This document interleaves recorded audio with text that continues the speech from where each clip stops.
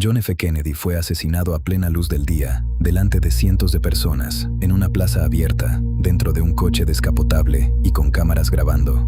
No desapareció en una carretera solitaria, no murió en una habitación cerrada. Ocurrió delante de todo el mundo. Y sin embargo, más de 6 décadas después, una pregunta sigue viva. ¿Qué había realmente detrás de aquel 22 de noviembre de 1963? A las 12:30, la caravana presidencial entra en Dealey Plaza, Dallas. Kennedy viaja junto a Jacqueline Kennedy en una limusina abierta. Delante están el gobernador de Texas, John Connally, y su esposa. La gente saluda. Hay policías, fotógrafos y agentes del servicio secreto. Durante unos segundos todo parece normal. Entonces se escuchan los disparos. Kennedy recibe impactos. Connally también resulta herido. La limusina acelera hacia el Hospital Parkland. A la 1 de la tarde, el presidente de Estados Unidos es declarado muerto. Tiene 46 años. Horas después, la policía detiene a Lee Harvey Oswald, antiguo marín. Había vivido en la Unión Soviética, había regresado a Estados Unidos y había mostrado simpatía por Cuba. Además, trabajaba en el Texas School Book Depository, el edificio desde el que, según la investigación oficial, se efectuaron los disparos. Todo parece encajar, pero Oswald nunca llega a un juicio. 2 días después, mientras es trasladado por la policía, Jack Ruby se acerca y le dispara a quemarropa.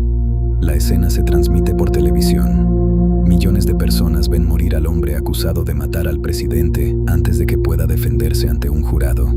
Y ahí nace el verdadero misterio. La comisión Warren concluyó que Oswald actuó solo y que Ruby también actuó solo. Pero Kennedy no era simplemente un presidente. Estaba sentado en el centro exacto de algunos de los conflictos más peligrosos de la Guerra Fría.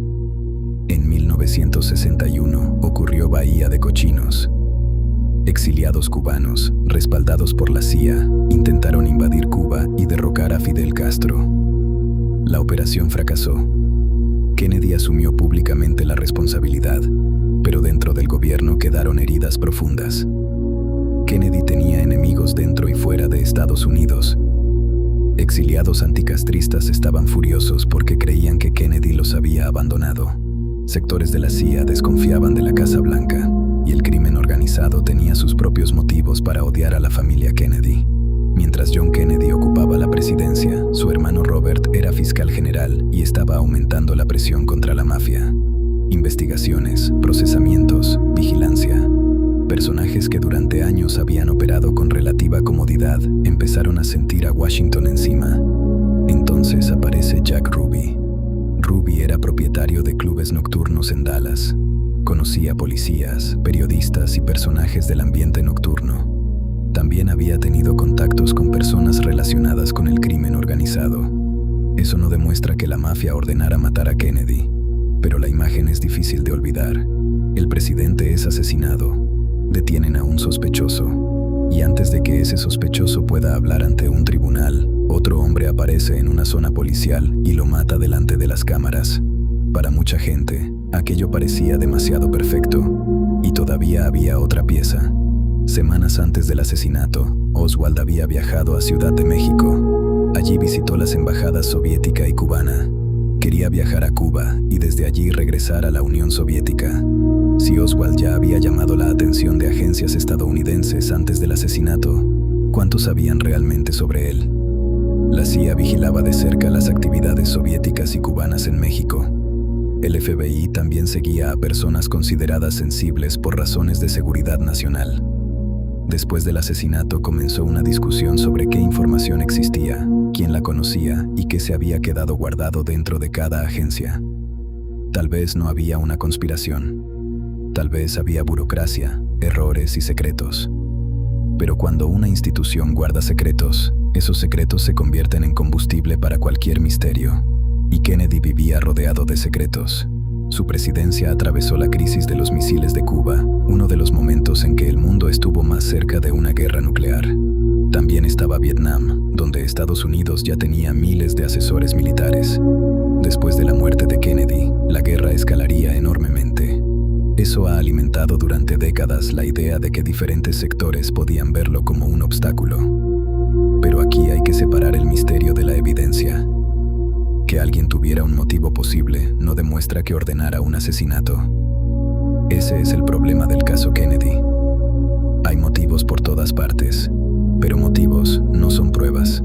Y todavía está Marilyn Monroe.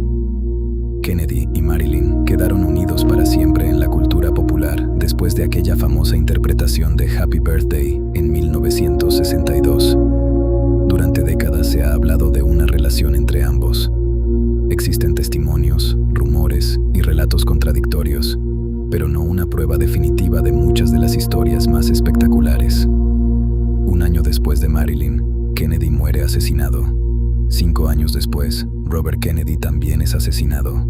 Ese mismo año, Martin Luther King Jr. también muere asesinado.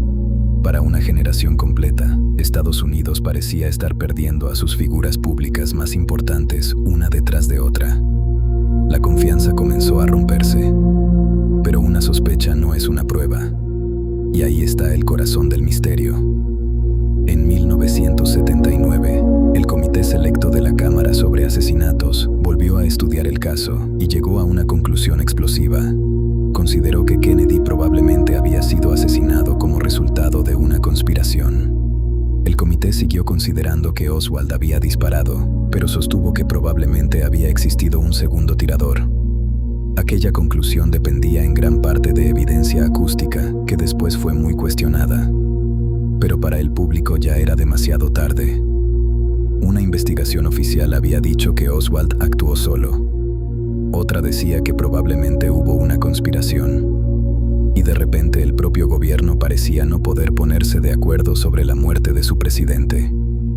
Después está la película de Abraham Zapruder. 26 segundos de película muda, observados fotograma por fotograma durante décadas. Para algunos, esas imágenes confirman la versión oficial. Para otros, demuestran exactamente lo contrario, porque el verdadero problema nunca fue únicamente desde dónde se disparó. El verdadero problema es saber si Oswald era el final de la historia o solamente el principio. Era un fanático que actuó solo. Fue ayudado. Alguien conocía su intención y no la detuvo. Hubo una segunda persona. Existió una conspiración limitada que nunca llegó a descubrirse. O décadas de secretos gubernamentales hicieron que un asesinato relativamente simple pareciera inevitablemente más complejo. Hay algo especialmente inquietante en Jack Ruby. El sospechoso más importante del siglo está bajo custodia policial. Está rodeado de agentes. Decenas de cámaras esperan su traslado. Y un hombre logra acercarse lo suficiente como para dispararle. Si alguien hubiera escrito aquello como una película, habría parecido exagerado. Pero ocurrió. Y desde ese instante, cualquier posibilidad de escuchar a Oswald durante un juicio desapareció. Por eso una frase de Oswald sigue siendo tan inquietante. Él dijo que era un patsy, un chivo expiatorio. ¿Mentía? ¿Intentaba salvarse? ¿O sabía algo que nunca llegó a explicar? No hay una respuesta definitiva, porque en el caso Kennedy se mezclan dos cosas peligrosísimas: evidencia incompleta y secretos reales. Los secretos reales hacen creíbles teorías que quizás sean falsas, y la evidencia incompleta permite que una teoría sobreviva durante generaciones. Durante décadas se han señalado sospechosos: la CIA, la mafia, Fidel Castro, exiliados anticastristas, la Unión Soviética, sectores militares. El problema es que ninguna de esas teorías ha producido una cadena de pruebas capaz de demostrar quién ordenó el asesinato, quién lo organizó y cómo se ejecutó sin dejar una evidencia definitiva. Eso no significa que una conspiración sea imposible. Significa que todavía no ha sido demostrada.